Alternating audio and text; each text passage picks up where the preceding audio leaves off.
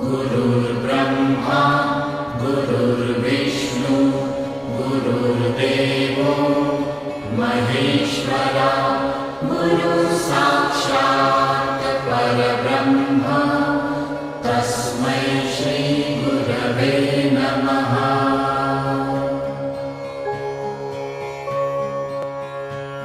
गुरुर्ब्रह्मा गुरुर्विष्णु गुरुर्देवो महेश्वरा गुरुसाक्षात् परब्रह्म तस्मै श्री गुरवे नमः। गुरु प्रशांत सागर की तरह गहरा और शांत है। सागर में जो लहरें हैं वो ऊपर ऊपर ही लहरें आती, जो हवाएं बहती हैं जिसे लहर होता है। लेकिन अंदर में जाइए, उसके अंदर में डुबकी लगाइए तो पूरा शांत है। ठीक वैसे ही प्रशांत सागर की तरह उपमा दिया गया है गुरु को। प्रशांत सागर की तरह गहरा और शांत है। और रूप प्रशांतम भावभीत नाशम, वो भावनाओं की दीवार को नाश कर देता है, नष्ट कर देता है। उसके पास कोई भावनाओं की दीवार नहीं होती है, ज्ञान की दीवार होती है। क्योंकि भावनाओं में जब तक ले में फंसते हैं, रोते हैं, गिड़गिड़ाते हैं, हम सोचते हैं कि ये मेरी भक्ति है। नहीं, भक्ति नहीं है, भावनाएं हैं जो आपको रोना सिखाती है। हमें इस तल से ऊपर उठना है जहाँ आंखों से आंसू न आए, जहाँ भावनाएं काम न करें। वो है ज्ञान, वो है सच्चाई। इसलिए जब तक ले आंसू बहाएंगे आपके अंदर में आनंद कभी नहीं आएगा और ठहरेगा ही नहीं,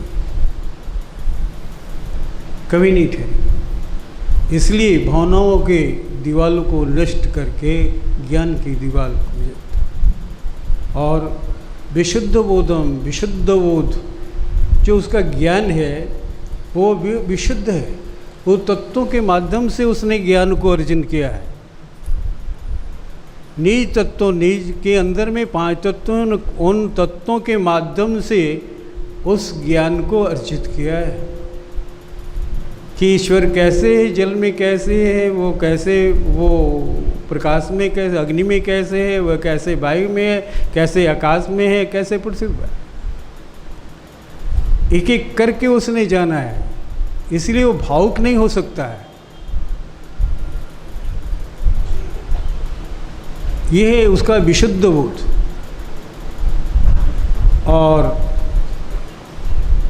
विशुद्ध बोधम कलुषस्य हारम, और कलुषों को, अंधकार को, अज्ञान को हरने वाला है।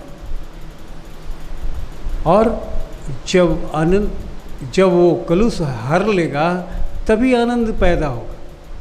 जब आपके अंदर में वो कलुष अज्ञानता जो है वो रहेगी, तब तक ले आनंद नहीं मिलेगा। अज्ञानता में आनंद होता नहीं है। वो हुआ और तुरंत मिट गया। उस आनंद जन्म लिया और मर गया। ऐसा जन्म ले और मर जाए, ऐसा जन्म किस काम का जो कुछ कर ना सके। इसलिए ऐसा वो आनंद का रूप है। वो आनंद रूपम, आनंद कहाँ मिलता है? तो उसके यहाँ आनंद की खेती होती है। आनंद, सत्य चित्त आनंद। जब चित्त सत्य से भर जाता है तब आनंद प्रकट होता है, आनंद की पैदाइशी होती है। ऐसा करो। और श्री सत्य देवम, यही सत्य के देवता है। एकमात्र सत्य के देवता अगर पूजनीय हैं तो वो वही हैं। इन्हीं ऐसे ही सत्य के देवता को पूजने के लिए वो आदि गुरु शंकराचार्य जी ने कहा है कि ध्यान मूलम गुरु मूर्ति, पूजा मूलम गुरुपदम। अगर पूजा करने के लिए 2 फूल चढ़ाने हैं तो उसके पैर ही हैं, दूसरा कोई जगह नहीं। मंत्र मूलम गुरुवाक्य मोक्ष मूलम गुरु। अगर वो कहता है, अगर आप देखते हो कि नहीं ये तो गलत कह रहे हैं, तो गलत नहीं कह सकते, वो सत्य के देश में रहता है और वो जो कहेगा वो सही होगा। आज नहीं होगा, कल होने वाला है। ऐसा सत्य के देवता है। और ऐसी सभा में हम लोग बैठे हैं।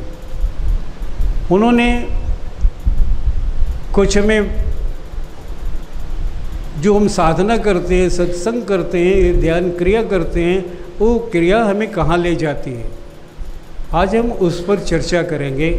जो उन्होंने कहा था, जो बताया था, जिसको चलाया था, जिस समझाया था, उस पर थोड़ा सा चर्चा करना चाहेंगे, ताकि आप भी, अगर साधक है, साधना तो बहुत दिन से कर रहे हैं आप मेरे साथ, आप कहाँ पर पहुँचे हैं ये जानना भी जरूरी है। ज्ञान होना चाहिए कि हम कहाँ हैं। अब यात्रा कर रहे हैं, ये पता नहीं है, हमें दिल्ली जाना है, हम कहाँ पहुँचे हैं पता ही नहीं है। पता तो होनी चाहिए किस स्टेशन में उतरना है, मुगलसराय उतरना है, इलाहाबाद उतरना है, कहाँ उतरना है। तो अगर पता नहीं होगा तो गाड़ी तो वो मुगलसराय से आगे, कानपुर से आगे चली जाएगी, दिल्ली पहुंच जाएगी। अगर आपको इलाहाबाद कानपुर जाना है, निसंदेह पता होना चाहिए। इसलिए हम को जो कर्म कर रहे हैं, हम जो क्रिया कर रहे हैं, उससे हमें क्या लाभ, क्या क्या होता है, उस पर हम चर्चा करें। जब हम पहली बार क्रिया देते हैं, हम पहली बार जब दीक्षा देते हैं किसी भी व्यक्ति को, तो वो दीक्षा उसे कहाँ ले जाती है? पहली दीक्षा तो उसे विभोर कर देती, शांत कर देती, मन शांत हो जाता है, उसे होश नहीं रहता है कि हम कहाँ हैं। उसे न बाहरी ज्ञान है, न शरीर का ज्ञान, कोई बाहरी ज्ञान भी नहीं रहता है कि बाहर क्या हो रहा है, और न शरीर का ज्ञान रहा है कि मैं शरीर कहाँ है। लेकिन मैं को ज्ञान रहता है, एक विचार रहते हैं हमारे अंदर जो चल रहे होते। ये अवस्था बहुत सुखद अवस्था नहीं है, और हम ज़्यादा दिन तक ले इसी में पड़े रहते, बहुत ज़्यादा लंबा समय। ये सुखद अवस्था नहीं, इसको कहते हैं सविचार समाधि। ये समाधि है, ये ध्यान की क्रिया आपकी डायरेक्ट विज्ञानमय में ले जाती है, मनोमय को छोड़ देती है, मन से कोई मतलब नहीं है, इसलिए मन निष्क्रिय हो जाता है। इसलिए मन इसमें तंग नहीं करता है, परेशान नहीं करता है। हम मनोमय कोष को ही छोड़ देते हैं। सीधे विज्ञान में बुद्धि योग में पहुँचे। यहाँ बुद्धि जो काम करती है तो मन का कोई मतलब नहीं है, निर्णय बुद्धि को लेना है, इसलिए मन बेचारा हो जाता है।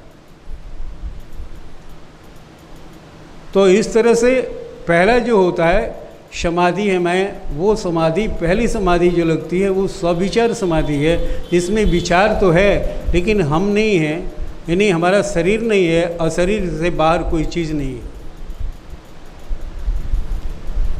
अब इस तरह से अच्छा नहीं, विचारों में देखते हैं कि विचार आ रहे हैं, जा रहे हैं, आ रहे हैं, जा रहे हैं। लोग बहुत कहते हैं बहुत विचार उठता है, ध्यान नहीं होता है मेरा। अरे ध्यान ही तो हो रहा है, उन विचारों को देखो तो सही, कुछ न करो। उन विचारों जो उठ रहे हैं विचार, उन्हें देखो और कुछ नहीं करो।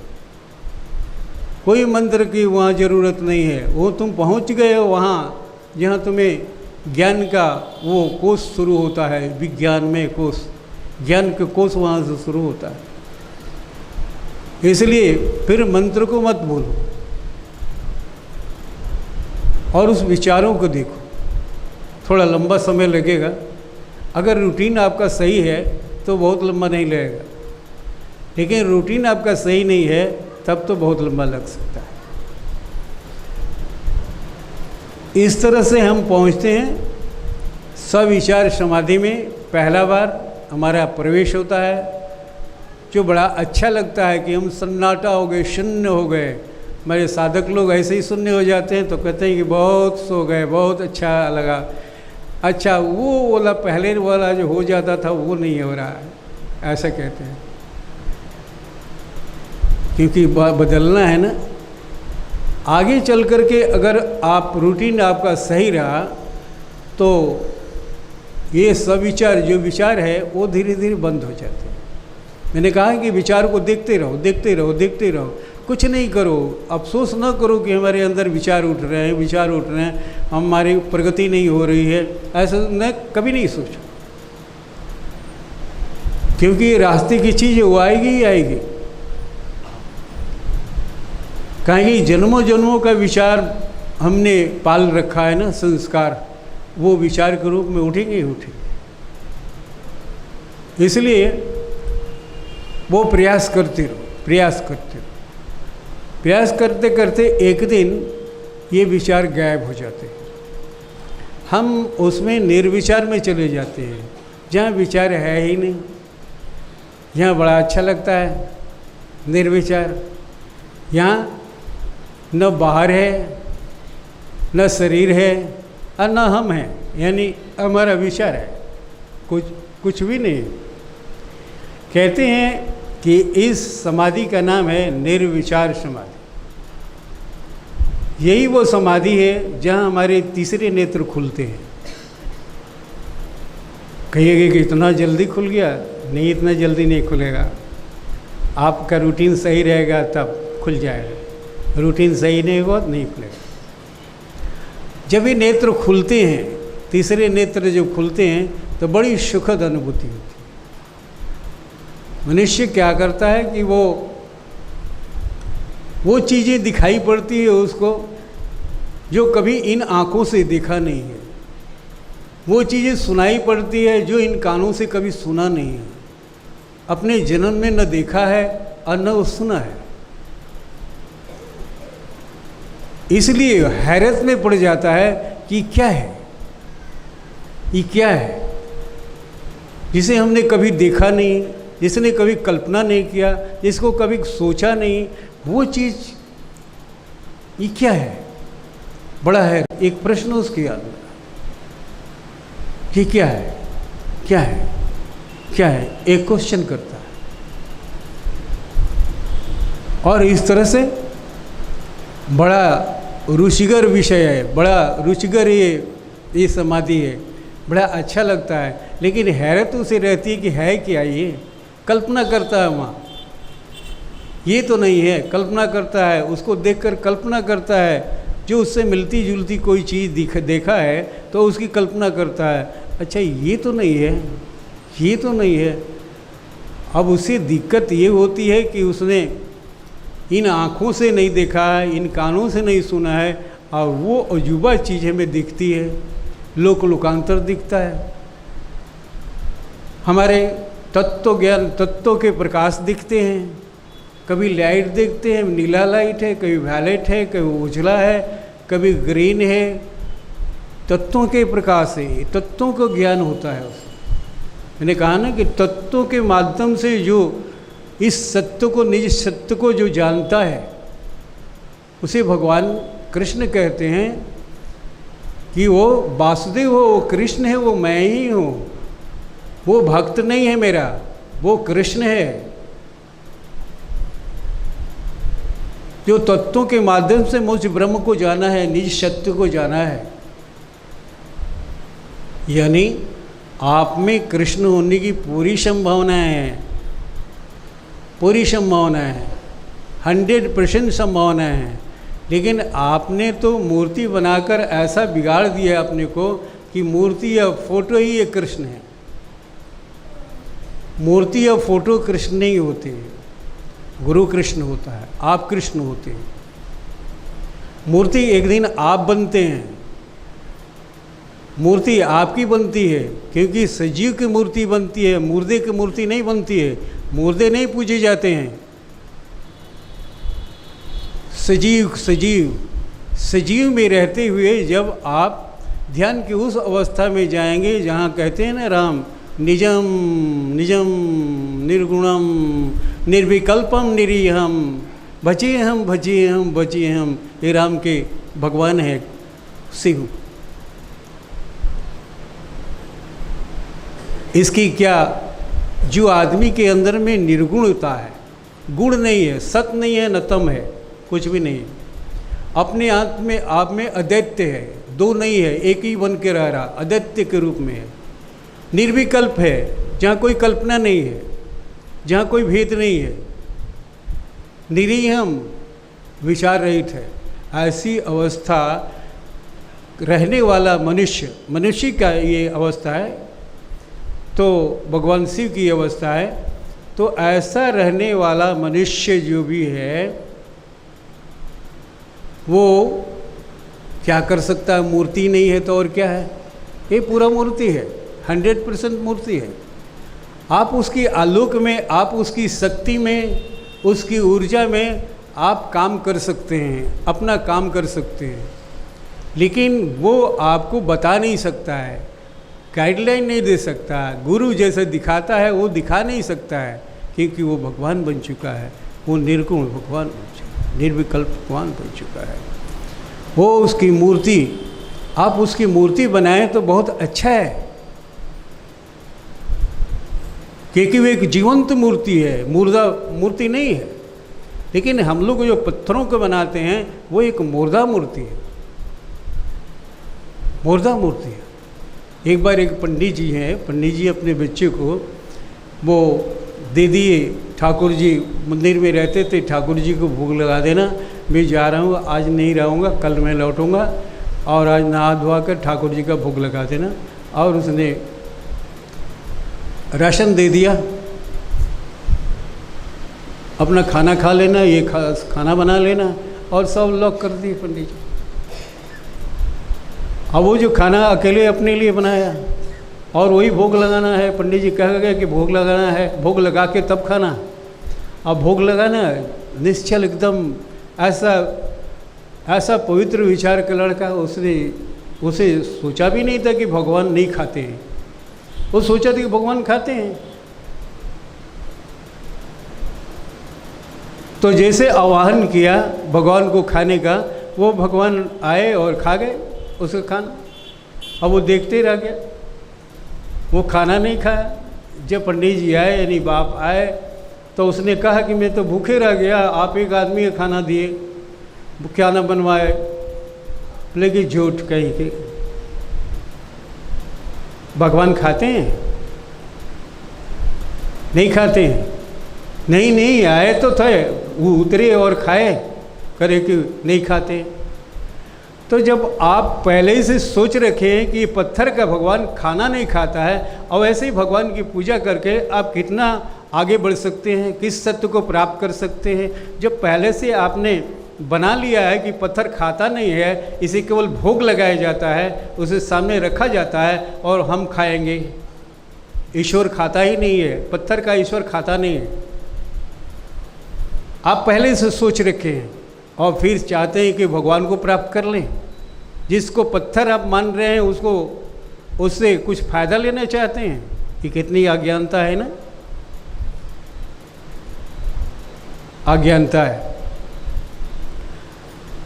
ऐसा जो जीवंत है, जब ये चारों स्थितियों से ऊपर उठता है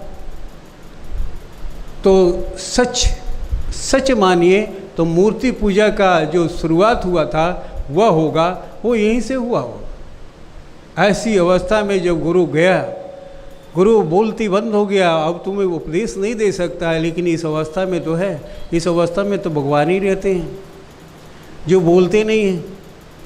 वो भगवान जिसमें मन दिल कुछ भी नहीं है, इसमें भी नहीं है। ये चारों अवस्था में मन नहीं है, ये बुद्धि नहीं है, ये कुछ भी नहीं है, वो एकदम सन्नाटा है, वहाँ कुछ कर नहीं सकता है, केवल एक लाइट है, एक शक्ति है। इसकी मूर्ति से आपको बहुत फायदा होगा, लेकिन मुर्दों की मूर्ति से नहीं फायदा होगा, क्योंकि आपने तो पहले ही मान लिया है कि वो मुर्दा है, पहले ही मान लिया है कि वो पत्थर है, वो खाता नहीं है, उसे खाना बनवाते नहीं हैं। कह दिए बेटा को कि देखो प्रसाद तो अर्पण कर देना, अर्पण में चढ़ा देना, वो तो खाएगा नहीं, खाना तो तुमको है।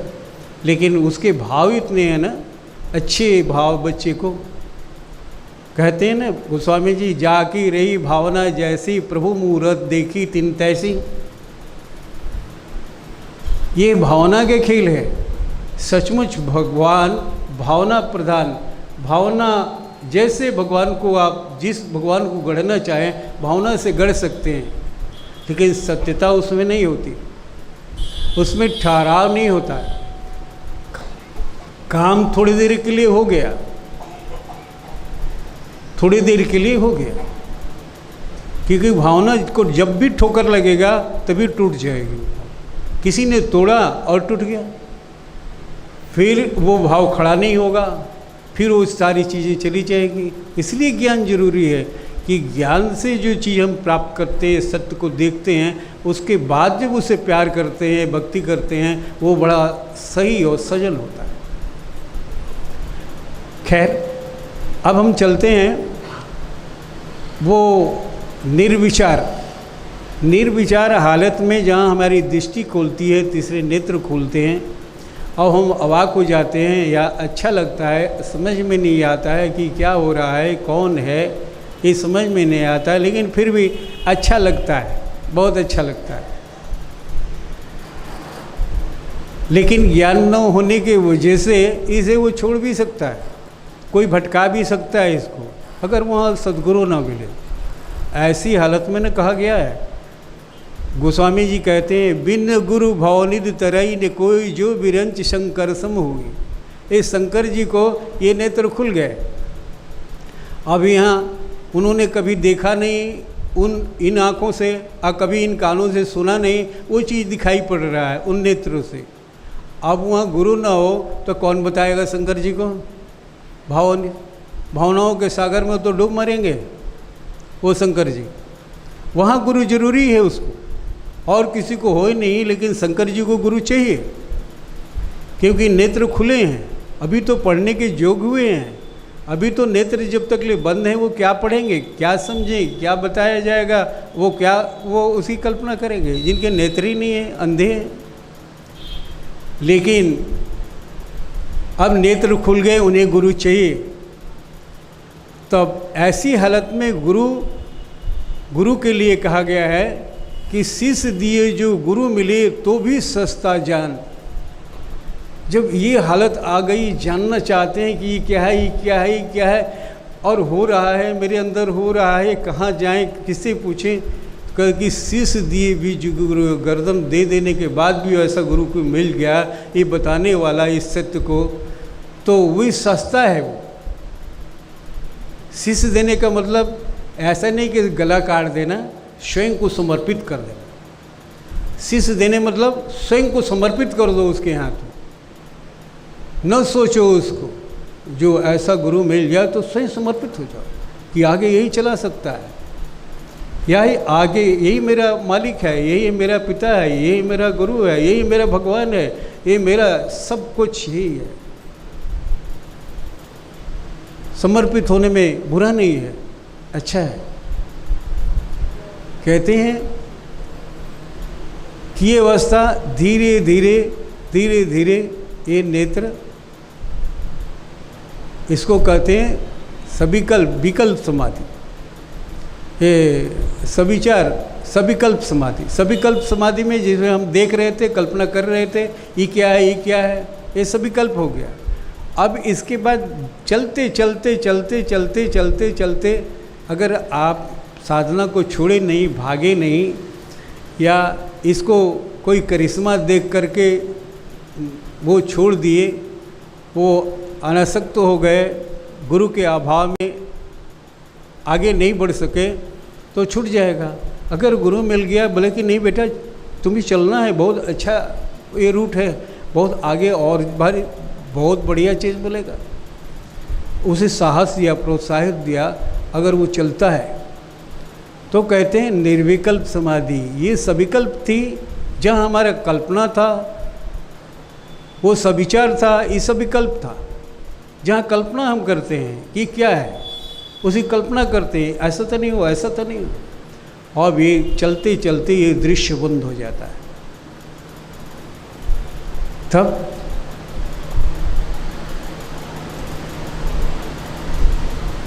सविकल्प के बाद में तब शून्य समाधि आती है। शून्य, ये असंप्रज्ञात समाधि जो विज्ञान में कोष में होता है, वो उसमें ये शून्य समाधि, उसके अंतर्गत ये शून्य समाधि, हम जीरो हो जाते हैं। जीरो ही तो होना है।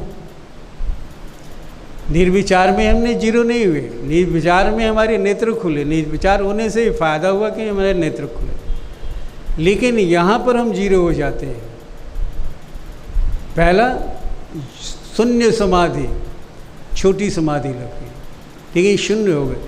न हमारा शरीर का ज्ञान है, न बाहरी कोई ज्ञान है, न मेरा अपना ज्ञान है, कुछ भी नहीं, मेरा भी अपना ज्ञान नहीं है, स्वयं का ज्ञान नहीं है, मैं कौन हूँ, कहाँ हूँ, क्या कर रहा हूँ, कुछ भी ज्ञान नहीं। ये है आपका शून्य समाधि। अब ये शून्य समाधि में बहुत दिन चलता है। अगर गिरे नहीं,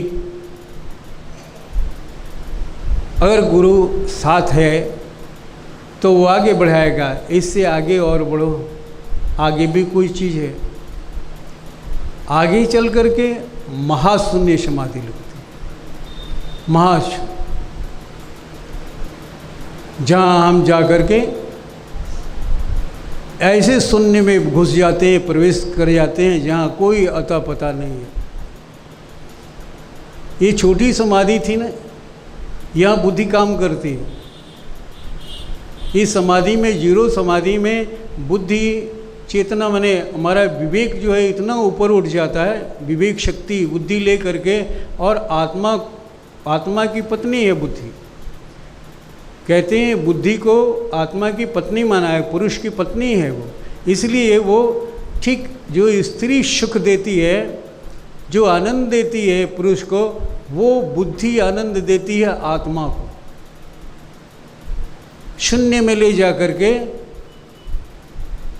जो शून्य में जो सुख मिलता है, आनंद मिलता है, वो उस तरह का सुख देती है। और आत्मा यहाँ भ्रमित होता है कि वो हमारी हस्ती है, हमें यहीं तक ले रहना है।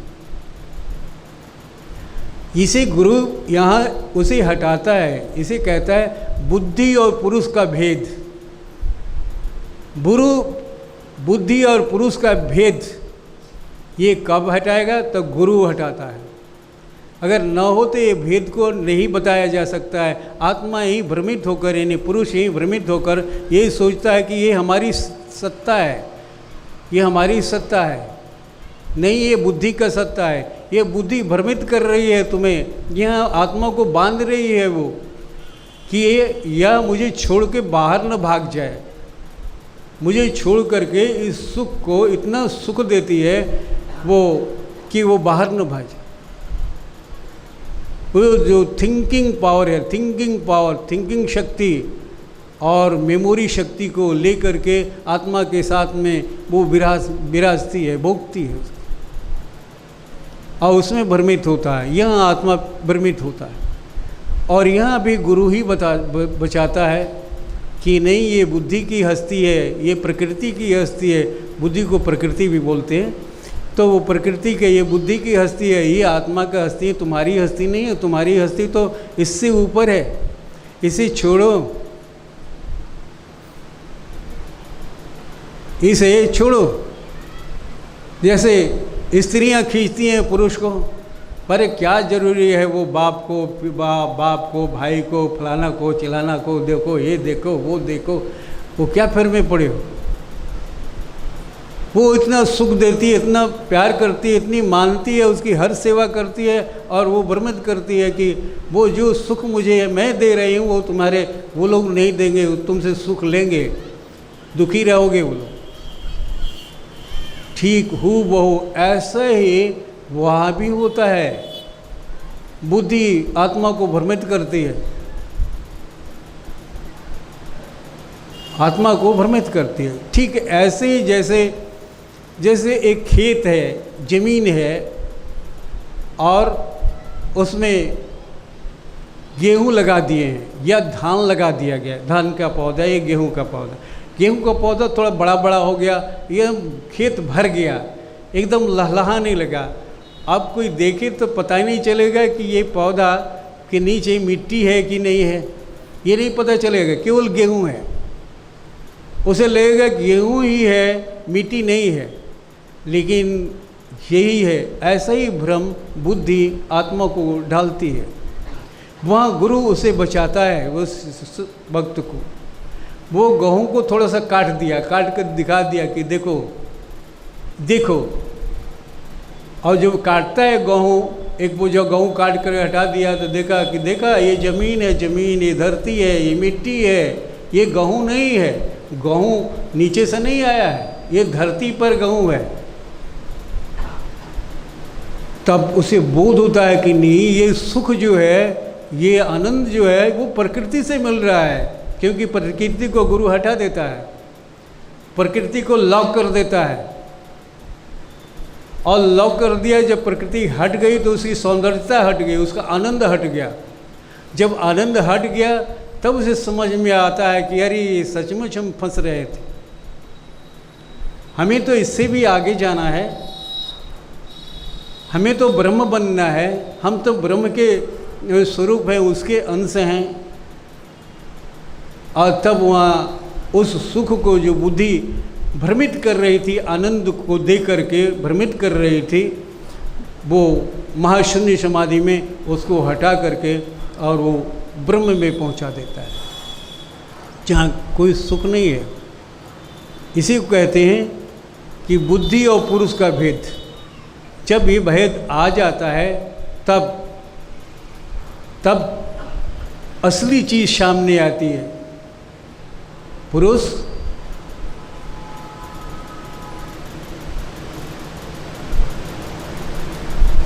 तब पुरुष प्रतिभा, तब उसके अंदर में, पुरुष के अंदर में वो प्रतिभा जमता है, यानी चमक, टैलेंट, कौशलता। उस आत्मा जो आत्मा है, जिस पुरुष ने धारण किया है, तब उसके अंदर में ये टैलेंट चमकता है। पुरुष प्रतिभा उसे कहते हैं, पुरुष प्रतिभा। अब उस पुरुष प्रतिभा में जाना है तो इसी का ध्यान, पहले आप गुरु मंत्र का ध्यान कर लो, और जब तुम्हारा ये बढ़ गया, गुरु मंत्र की एकाग्रता बढ़ गई, पुरुष प्रतिभा का ध्यान कर लो ना, तुम समझ जाओगे। और आधे घंटे पुरुष प्रतिभा मंत्र का ध्यान करो और उसी में खो जाओगे, पुरुष की प्रतिभा क्या है। अपनी प्रतिभा को देख लोगे, तुम्हारे अंदर जो पुरुष है, जो आत्मा है, आत्मा ही पुरुष है, वो कैसा है, वो कैसा है, वो कैसा चमक है, कैसी टैलेंट है, कैसी कौशलता है उसके अंदर। जब ये देखोगे तो फिर वो पुरुष दिव्य स्रोत, दिव्य स्पर्श, दिव्य दृष्टि, दिव्य स्वाद, दिव्य गंध, ये 5 शक्तियाँ, ये 5 सिद्धियाँ तुम्हारे हाथ में आती हैं। ऐसे ही बनते जाओ, एक दिव्य स्रोत बन जाओगे, एक दिव्य स्पर्श बन जाओगे। कोई चीज़ आई और स्पर्श कर गई, और वो स्पर्श दिव्यता का है, दिव्य का स्पर्श होगा, दिव्य का वो स्रोत होगा, दिव्य चीज़ें तुम्हें सुनाई पड़ेगी। और दिव्य दृष्टि तो खुली गई है, खुली जाएगी। ये सारी जो सिद्धियां हैं तुम्हें मिल गई, जो तुम्हारा है, तुम्हारा है। तो इस तरह से हम इन सारी चीज़ों को भोगते हुए, और एक दिन हम वो ये आत्मा है जो परम ब्रह्म में प्रवेश कर जाती है, ये प्रकृति को यानी बुद्धि को, प्रकृति को छोड़ कर चली जाती है। यही है बुद्धि जो, जिसने गीता में भगवान कृष्ण ने गाया है, जो बुद्धि जो की बात कही है, ये बुद्धि जो, जहाँ हम पहुँचते हैं। आइए अब ध्यान कर लिया जाए थोड़ा सा। यहाँ तक आने का ही प्रयास है। यहाँ अपने मेजरमेंट आप कर लेंगे, और यहाँ आने का प्रयास करेंगे। आगे का रास्ता बताया गया कि कितना अच्छा है, सुनहरा है, वो रास्ता कितना सुंदर है, सुनहरा है, लेकिन वो तभी होगा जब आप गुरु के साये में रहेंगे, गुरु के साये में रहेंगे, क्योंकि वही बता सकता है, आप उसको नहीं समझ सकते हैं भ्रमित होकर के। वो कहीं सुन लिए, जैसे स्पीच सुन लिए तो हो सकता है कि आप थोड़ा सा समझे कि हाँ उन्होंने बताया था, लेकिन उन्होंने बताया था, इतनी बात से काम नहीं चलेगा ना। वो एक गाइड होना चाहिए। तो अब ध्यान कर लें, इस ध्यान से ही प्राप्त होता है। और ये ध्यान मैं यहीं से शुरू करता हूँ, जो आपको दीक्षा मैंने दिया, जैसे अपने मन से जैसे तैसे आप ध्यान करते हो, किसी यंत्र मंत्र तंत्र, उसे कुछ नहीं होने को है, कुछ नहीं। डाइजेशन, वो ध्यान करो जो तुम्हारा डाइजेस्ट करे, तुम्हारे अंदर में पचे, और पच करके खून बने, पच करके वो विज बने, पच करके वो सेल बने, ऊर्जा बने। और तुम्हारी जो पूजा है वो पचती नहीं है, इसलिए कि वो बाहरी पूजा है, वो बाहर मुंह से बोलो और बाहर निकल गया, उल्टी करके चले आए। जब उल्टी ही करोगे तो डाइजेशन तो होगा नहीं, उससे तो कोई फ़ायदा नहीं हो। इसलिए ये ध्यान बहुत ज़रूरी है, जो डाइजेशन करना सिखाती है, पचना सिखाती है। जो लो वो पचाओ उसको, और पचा करके उसे अन्य चीज़ में परिवर्तित करो। जब पचेगा तभी वो परिवर्तित होगा, अनुरूप में परिवर्तित होगा। इसलिए ध्यान बहुत ज़रूरी है। और ये ध्यान अंतर की ध्यान है, और ये बैकरी वाणी का नहीं है। मध्यमा से शुरू होता है, पशंती में जाता है, और फिर परा में पूर्ण कर देता है।